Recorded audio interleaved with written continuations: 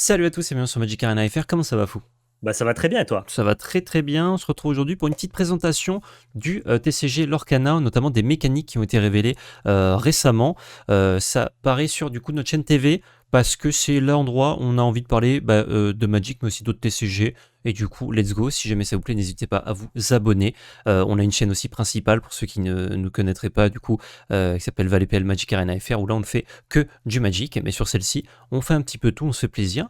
Et notamment, vu que ça vient d'être révélé et qu'on avait hâte de vous en parler, la vidéo qui sort sur les mécaniques Lorcana.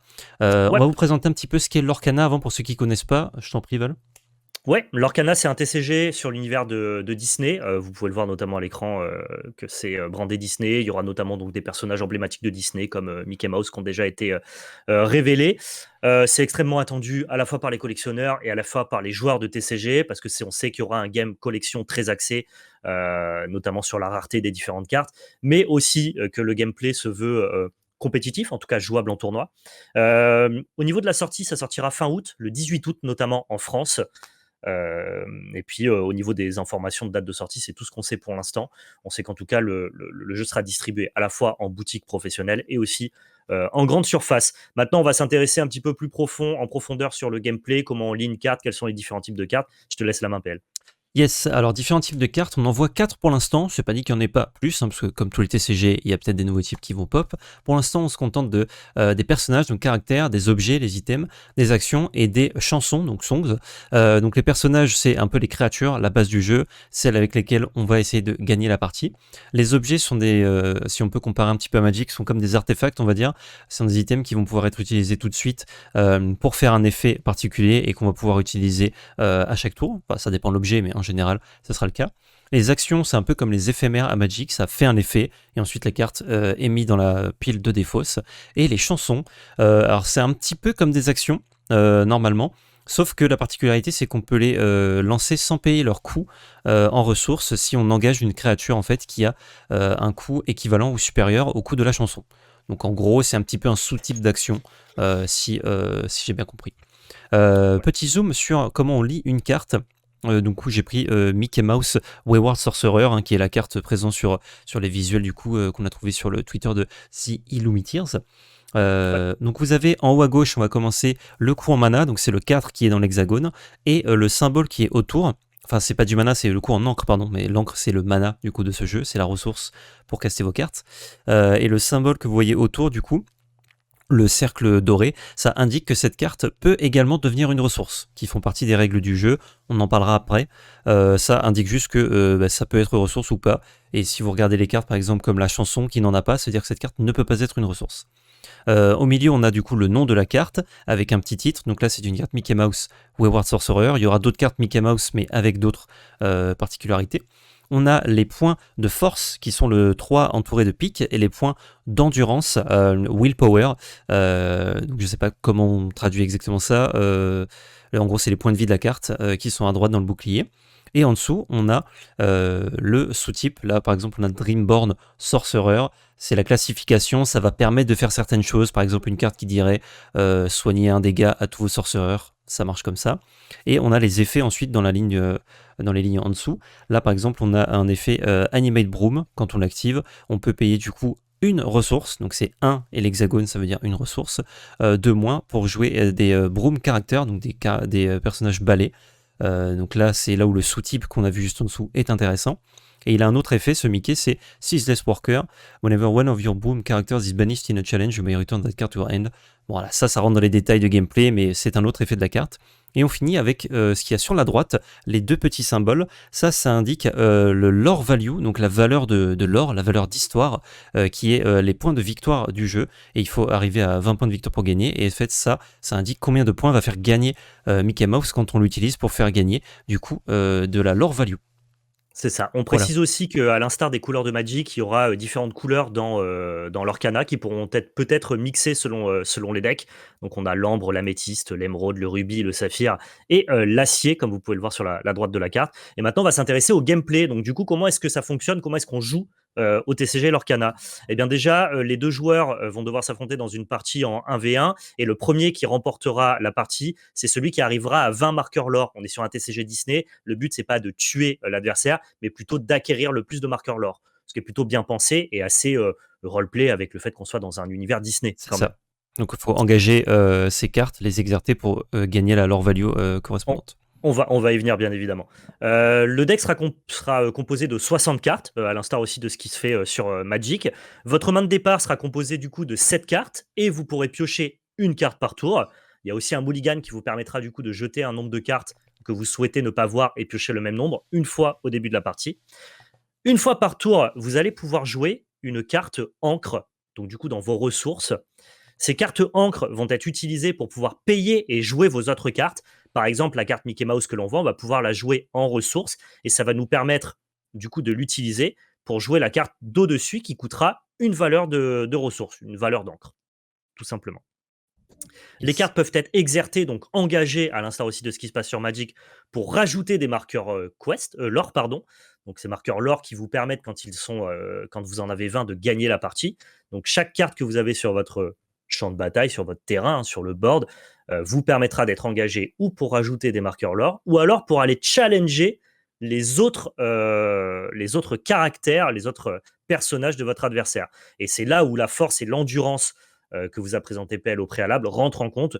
Notre Mickey tape à 3 et défend à 4. Si la créature de l'adversaire, donc le personnage de l'adversaire, défend à 3, eh bien, et par exemple attaque à 2, eh bien, notre Mickey va pouvoir détruire le personnage de notre adversaire. Donc vous avez le choix entre deux actions chaque tour. Votre caractère, où il rajoute des marqueurs lore, où il va challenger les autres personnages. Les dommages que vous infligez au personnage adverse se cumulent et restent pendant les tours. Les dégâts ne disparaissent pas à la fin du tour, donc vous pouvez challenger des cartes adverses sur plusieurs tours. J'imagine qu'on aura des marqueurs de dégâts, à l'instar de ce qui existe notamment à Pokémon. Voilà pour le gameplay. On a fait simple, clair, concis. Évidemment, on rentrera dans les spécificités quand on en saura plus ou quand on aura vu déjà des premières games. Exact. Très simple pour le coup, hein. En quelques lignes, on comprend vite le jeu, surtout si on est joueur de TCG. Donc c'est pas Ce mal. qui va complexifier les parties, c'est pas les règles, du coup, c'est les effets des cartes. Mais au niveau des règles, Exactement. c'est très clair. Très très clair. Je précise aussi, pour la lecture de la carte, je vous remontre le petit Mickey. Tout en bas, c'est le symbole de rareté de la carte. Vous avez 5 types, common, uncommon, rare, super rare ou legendary. Là, c'est une super rare, du coup, ce Mickey. Et la rareté la plus élevée étant évidemment legendary. Vous le voyez sur ce premier screen, peut-être tout en bas, ouais, en dessous de Val. Ah, désolé, il y a beaucoup d'informations, un peu complexe. J'essaie de vous montrer ça un peu mieux. Hop, voilà. Bon, pas très important pour l'instant, de toute façon, on ne sait pas à quoi s'attendre sur les différentes raretés, mais au moins on sait qu'il y a 5 C'est raretés. ça.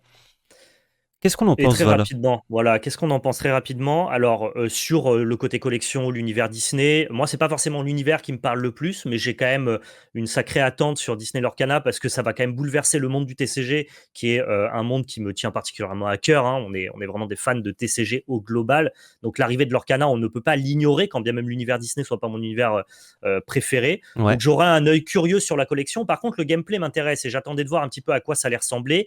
On avait déjà vu des designs de cartes et donc on s'attendait, entre guillemets, en termes de lecture de cartes, à un TCG qui était très affilié à Magic.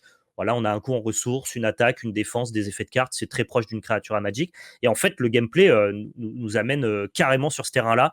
Je trouve que c'est très très proche de Magic. On s'est pas pris la tête. On a fait des règles simples, claires, concises, proches d'un TCG qui est déjà connu mondialement, mais sur un univers qui va parler au plus grand nombre et peut-être du coup mettre un énorme coup de pied dans la fourmilière TCG. Donc, mmh, écoute, pas surpris de ce que je découvre là, avec un gameplay assez facile. Après, on verra les effets des cartes. ouais. Moi, j'ai bien aimé la simplicité, du coup, quand j'ai lu ça. J'ai lu en un quart d'heure, du coup, les 2 fichiers que vous avez vus à l'écran. On sait tout du jeu, en tout cas des règles, même si la complexité du jeu viendra avec les cartes. Mais on peut apprendre très facilement. Si vous êtes déjà joueur de cartes, peu importe le jeu auquel vous avez joué, il y a beaucoup de similitudes, donc c'est facile de comprendre. Surtout, ça ressemble plus à Magic. C'est vraiment très très proche de Magic. Euh, les effets en moins, pour le coup. Pour l'instant. Pour l'instant. Et les ressources aussi, par contre, ça c'est emprunté à un autre jeu. Mais c'est cool de pouvoir comprendre facilement. Et j'ai l'impression que quand tu veux initier quelqu'un à l'univers des TCG, ça peut être la bonne formule de montrer l'Orcana ce que c'est aux Exactement. gens, parce que justement c'est plus familial, il y a des cartes simples, en tout cas celles qui sont présentées. C'est bien, c'est le début d'un TCG aussi, donc il y a moins de ressources à connaître si on veut s'y mettre. C'est ça, J'ai l'impression quand même que ça parle un peu plus à un public familial qu'un public compétitif, bien sûr. parce C'est la que volonté de l'Orcana, c'est assumé. oui, ouais, c'est volontaire. Moi, je suis chaud de faire des games de l'Orcana, de voir un peu ce que ça donne. Les cartes sont, plus je les regarde, plus je les trouve jolies. Franchement, j'ai envie de collectionner ça. Je trouve ça vraiment cool. En tout cas, si les cartes en vrai rendent bien, parce que pour l'instant, il n'y a aucune carte réelle qui a été montrée. Ça a toujours été des images de cartes, mais pas de photos de Alors vraies si, cartes. on a des cartes réelles. Si, si, parce qu'il y a Ah, des t'en as vu? promos qui ont été distribués. Oh, il y a bah, les promos qui ont été distribués aux Ah oui, États-Unis. oui, mais à part les promos extrêmement rares, il n'y en a pas eu Oui, d'autres voilà, depuis. à part les promos. Non, non, Ah bien ouais, sûr, mais on sait du coup à quoi ressemble une carte en vrai ouais, ouais. grâce à ces promos-là notamment Il n'y en a pas beaucoup. qui ont pris pas mal de valeur. Pour revenir vite fait sur le système de ressources, c'est un vrai mix entre vos TCG et Magic, c'est-à-dire que vous n'avez Mhm. pas de terrain pour caster vos cartes. Chacune de vos cartes est possiblement une ressource si elle a le petit symbole encre. Et en gros, si votre carte elle a le symbole encre, eh bien, elle peut être à la fois une carte active ou alors une ressource. Ce qui fait qu'en ayant un certain nombre de cartes encre dans votre deck, vous allez pouvoir naturellement pouvoir accumuler vos ressources un peu tous les tours. J'estime, entre guillemets, avec l'expérience TCG qu'on a avec PL, que vous aurez globalement entre 24 et 32 cartes ancrées dans votre deck de 60 cartes pour pouvoir aligner tous les tours une ressource et du coup avoir un jeu qui se déroule un peu comme Magic. Et deuxième chose à noter qui est importante, c'est assez bien vu de ne pas réduire les points de vie de votre adversaire à zéro, mais plutôt de cumuler des marqueurs lore. Ça va obliger le jeu à avoir vraiment une importance par le board présence. Vous allez être obligé de jouer des caractères et des personnages de Disney. Il n'y aura pas forcément des decks contrôle sans créature comme à Magic. Et en plus, bah, ça permet dans l'univers Disney de ne pas tuer l'adversaire. Et ça, pour un côté familial, je trouve que c'est assez malin. Ouais, ouais, ouais. C'est assez cool. Alors, on peut quand même détruire les créatures en face en attaquant, en les faisant se battre, hein, Ouais. mais bon, c'est pas détruire, c'est mettre dans la pile de défausse, hein. Le phrasé est bien choisi. Ouais, je sais pas, assez chaud de jouer, de voir. Les règles là, bah, je découvre rien, il y a aucune nouveauté quasiment dans le jeu. Je pourrais même dire qu'il y a aucune nouveauté tout court. C'est un peu décevant. Moi, je m'attendais quand même à une petite sucrerie, mais bon, les sucreries viendront sûrement des effets des cartes, pas sur les règles de base. Euh, à voir. Pourquoi pas. Comme pour les films, hein, pitch simple et personnages complexes. Oui, ouais, C'est ouais. ce qui font les meilleurs films. C'est clair. Peut-être que l'Orcana emprunte cette voie-là. C'est clair, c'est clair. Vaut mieux de toute façon des règles simples que t'expliques aux gens qui comprennent tout de suite, et après que la Exactement. complexité vienne avec les cartes. Mais je trouve que c'est Que un peu l'inverse. l'inverse en C'est juste que là, fait. c'est pas original. On lui reproche pas Ouais, sa simplicité. On trouve ça c'est très pas bien. original, ouais. On lui reproche sa non-originalité, mais moi, Mm, globalement, je m'attendais pas à plus du fait que l'Orcana ait vendu ça comme c'est le TCG familial, c'est la collection qui est mise en avant, collecter les mm, cartes Disney, on veut s'ouvrir au plus grand nombre. Au ouais. plus grand nombre, je pense qu'ils n'ont pas une R&D aussi investie, par exemple, que Magic, Mm, Flesh and Blood ou d'autres TCG qui, eux, ont vraiment ouais. valorisé les mécaniques, quoi. En plus, ils ont pas beaucoup de moyens Disney, donc niveau R&D, je pense qu'ils pouvaient pas trop recruter. Mais je pense pas que ce soit une question de moyens, je pense que c'est une question Non, de c'est une volonté, question de quoi. volonté, ouais. Bah, en fait, ça, pour moi, enfin, c'est ce que je lis hein, quand je vois les règles. C'est tu as entre 30 et 40 ans, tu as des enfants, et t'as joué à Magic quand t'étais plus jeune. Bah, regarde, tu peux jouer avec tes Let's go enfants à l'Orcana. l'Orcana. Ouais, mais c'est le meilleur Et positionnement c'est que tu bien puisses vu. avoir, je C'est pense. très bien vu. Le truc, c'est que si tu positionnes. Enfin, si tu designes trop ton jeu par rapport à des positionnements marketing, tu vas gagner de l'argent, mais il va peut-être pas subsister trop longtemps, quoi. Bah, Donc, il va falloir que les bon. cartes soient capables de renouveler cette expérience-là, je suis d'accord avec Ouais, toi. donc va falloir qu'il y ait autre chose que juste des mécaniques simples et des cartes cool et jolies, parce que sinon, le jeu aura du mal à perdurer des années, quoi. Et c'est ce que veut un TCG, forcément, il est Ouais, techniquement ou alors, infini. il perdurera dans un cercle autre que les joueurs déjà de TCG. C'est-à-dire que si tu es magicien, à part pour collectionner l'Orcana, tu joueras peut-être pas à l'Orcana. Mm. Par contre, il y a des millions de gens qui, eux, ne savent pas ce qu'est un TCG et qui joueront à l'Orcana et qui, du coup, commenceront à appréhender des règles que nous, on adore sur Magic. Eh oui, mais Donc, ce par qu'il faut, effet c'est. ricochet, il va y avoir une belle éclaboussure quand même. En fait, ce qu'il faut, c'est des joueurs qui restent. Parce que des joueurs qui vont se mettre à jouer au jeu, il y en aura énormément. Et ça va Ouais, mais je veux continuer dire, pendant plusieurs temps. Mais en fait, si- tous ces gens-là, tous ces gens familiales vont arrêter de jouer à l'Orcana. Ils vont juste jouer avec les cartes qu'ils ont. Ils vont pas forcément en racheter beaucoup et tout. Du mais coup, si t'as que des gens comme ça qui jouent, tu n'as pas d'apport. C'est tes joueurs fidèles qui non, jouent, mais qui achètent tes cartes tout le temps, on qui sait font pas. vivre En le fait, jeu. si tu connais pas déjà les TCG, tu ne sais pas que les mécaniques de l'Orcana ne sont pas originales. Et à mon sens, elles sont suffisantes pour que tu puisses continuer à jouer au jeu. Mais justement, moi, c'est pas sur l'originalité que je te parle, c'est juste que c'est pas des profils qui jouent régulièrement. En fait, ils Ah, veulent mais passer un bon moment, ils ont passé un bon moment, voilà, ils rangent les cartes et ils vont pas chercher à racheter les nouvelles cartes.